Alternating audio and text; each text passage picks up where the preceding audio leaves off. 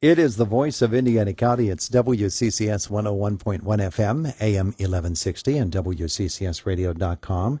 Indiana County District Attorney Bob Manzi in the studio with us this morning. Good morning to you. Good morning, Todd. How are you today? Wonderful. It's good to have you with us here today. Our conversation is brought to you by Marcus & Mack, voted best personal injury law firm in the Best of Indiana County contest. Marcus & Mack, a law firm representing injured people. So it is a Wednesday. It's Wednesday before IUP homecoming. Of course, that might put a little extra pressure on your office, but you certainly don't want there to be. You'd like a clean weekend this weekend, wouldn't you? We'd love a clean weekend with an IUP win, and hopefully we'll get there. But we're prepared for whatever ends up happening this weekend. Good feelings all around is what we're hoping for as the ultimate outcome. I wanted to ask you about a couple of things that have come up in the news recently. Guns at airports, number one. Guns in schools, number two. Of course, we're aware of this situation at Hempfield High School where 3 students were found with guns in their backpacks. Another airport incident where somebody showed up at the airport expecting to take a flight. They had a loaded gun in their bag. There are certain rules and regulations. This excuse was, I forgot I had it with me. That's not a good excuse. That's not a good excuse. You have a loaded firearm. When you speak to people who have guns, and they'll always say, "I know where my guns are. They're responsibly stored. I handle them responsibly." To say, "I forgot I had it in my luggage going to the airport," that's a pretty weak excuse. Yeah. And the guns in schools situation didn't happen around here in Indiana County, thankfully. Mm-hmm. But it's something you always have to be aware of. And I love the response by the Hempfield School District and by the students in there who used the See Something, Say Something system.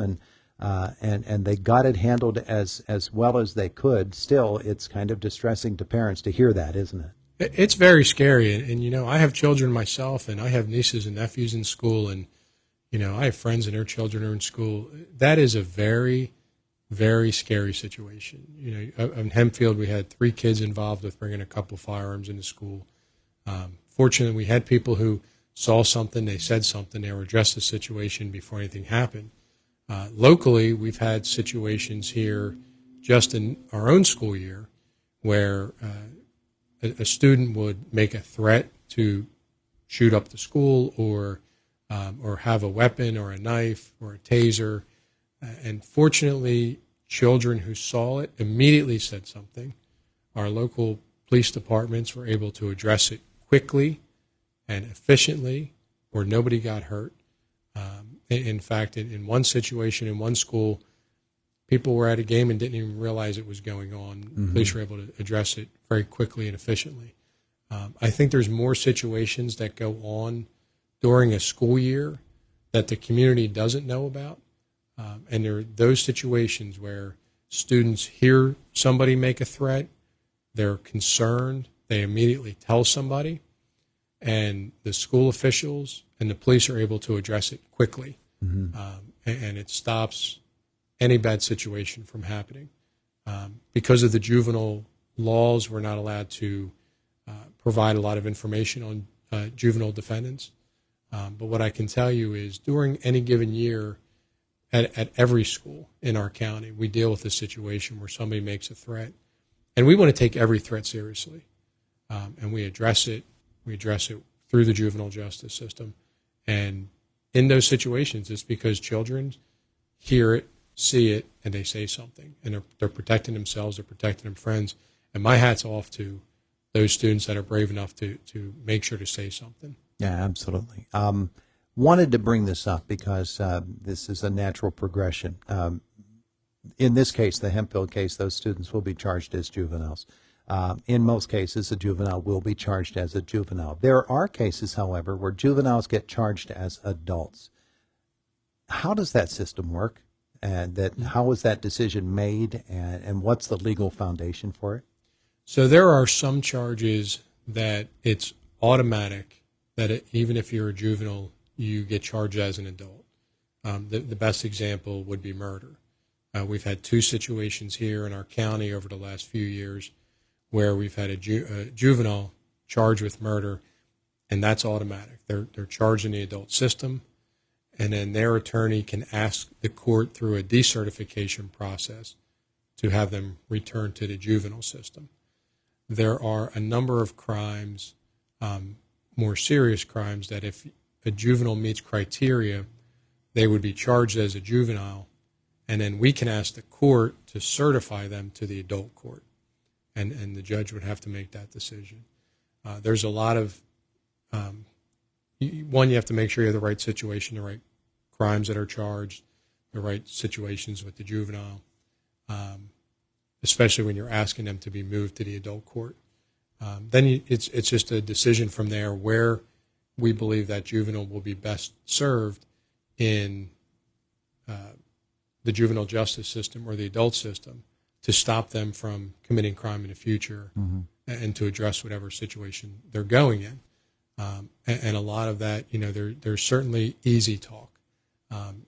Especially back in the 90s, there's a lot of easy talk. Just send them to jail and let them sit in jail. And, the research shows if you're sending a juvenile to the adult court, they're much more likely to reoffend and commit violent crime. So it is a very serious decision to make, and there are the right cases to do it, but they are few and far between. There's another issue that sometimes we might get confused about as well, and it's similar to it. It's the decision whether to charge someone in a criminal court or mental illness contributing to it, and that whole does the defendant end up in a lifetime commitment to a mental treatment facility or to a prison? That's another really close call, isn't it? It certainly is. A lot of factors. It certainly is. There's a lot of serious need for mental health care in our country, in the world. Unfortunately, we're trying to figure out which ones are truly mental health issues and which one are people who may have mental health issues, but they're committing crime. And they're trying to almost use it as an excuse to get out of any consequence. We partner with the county's mental health agency and really look for those serious mental health cases where there's nothing the criminal justice system can do. But there are programs in the mental health system that can address it. We've had people who they commit crime, it's attributable to dementia, Alzheimer's, and that person's better served by getting mental health treatment in some sort of nursing care facility. The criminal justice system can't address that.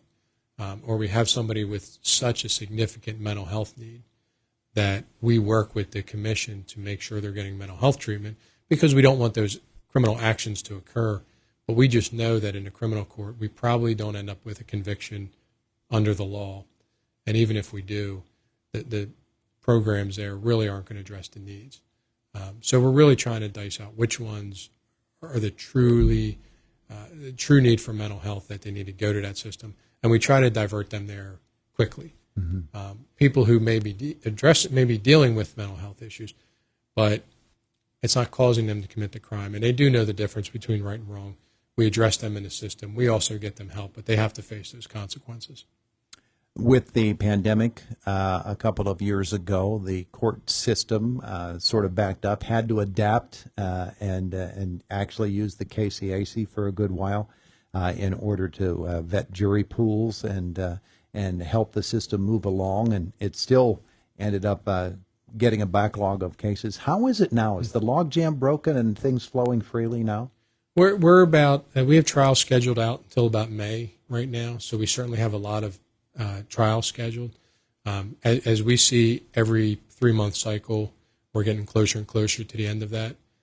We're pretty consistent where other counties are, with trials happening about anywhere from a year to 2 years after a crime happened. We're really looking at allocating our resources to address the serious cases that we're able to get them to trial as quickly as possible.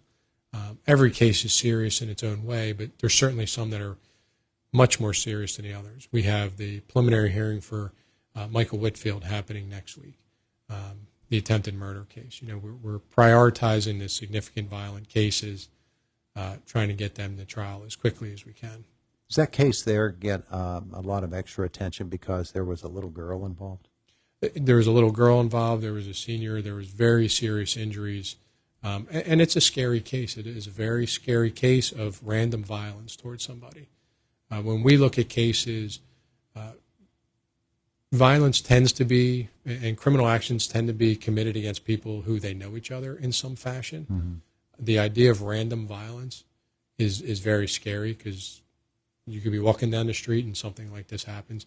Those cases are much rarer.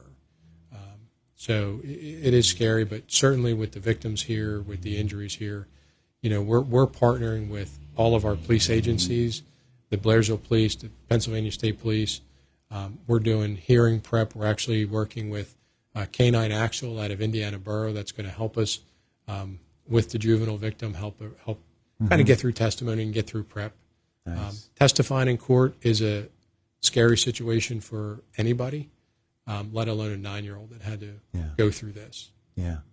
The extradition process that had to be gone through in order to get Whitfield back here from Georgia. I know that has more complications than what we hear. It's more than just place a call down to Georgia and say, put that guy in a bus. But did that go smoothly? It went pretty smoothly on our end for what an extradition is. We have to work through any charges the person has in that home state. They want to get that addressed before they release them. Mm-hmm. We want to continue to do our due diligence. Our office and the state police kept in contact with Georgia the entire time, so there was no chance that he would accidentally get released and go out in the community. Once they finished with him there, we worked with a transport company. We got him back here with no issues. He's now lodged at Indiana County Jail. He got his preliminary arraignment. Bail was denied, so he's going to remain there pending a change in bail or the end of this case. Yeah. All right. So that's that particular case. I know you've got a bunch of other cases, as you've said here this morning, that you're working on. Meanwhile, there are events as well that happen. I know that you go out and you visit with senior centers and other events just to warn them of things such as scams that are out there and things like that. Do you have any events coming up in that nature? We're going out to, we have senior center visits this month in November. We'll be out there next Tuesday. And I believe we'll be at the Indiana Senior Center. I'd have to look on the calendar where the other one is for next month. Mm-hmm. But we certainly like to get out into the community and talk about crime prevention. I would much rather work with people ahead of time on crime prevention. What can we look out for? What can we do not become a victim? With homecoming this weekend, I hope everyone has a great time. Don't get behind the wheel of the car when you're drinking. We don't want crimes happening. That's our goal. Yeah. So that's why I really enjoy getting out to the senior centers. I get to talk to people in various communities and educate them on the scams, answer questions they have. The more work we can do up front and stop crime, the better off we all are. He is District Attorney Bob Manzi joining us here this morning on Indiana in the Morning. Thanks. Thank you, Todd. You have a great day. It is the voice of Indiana County. It's WCCS 101.1 FM, AM 1160, WCCSradio.com. It's a Wednesday morning, 8:24, almost 25 after the hour, and CBS Sports coming in just a second. AccuWeather says today sunny and 83. Going out jogging today? You running? I would like to get a jog in. I don't know that the calendar is going to allow it, but we are working on the veterans race coming up in November, so I'll be doing some packing for that this evening. There you go. I'll be out there today. Clear 55 tonight, partly sunny tomorrow on 80. The change in the weather comes this weekend as the rain moves into the area on Friday, a high then 70, and then big changes for Saturday and Sunday. Cloudy, breezy showers both days. 56 Saturday, 50 on Sunday. It's 55 in downtown Indiana right now. It's the voice of Indiana County, WCCS 825 CBS Sports with Jake on the way from the newsroom coming up.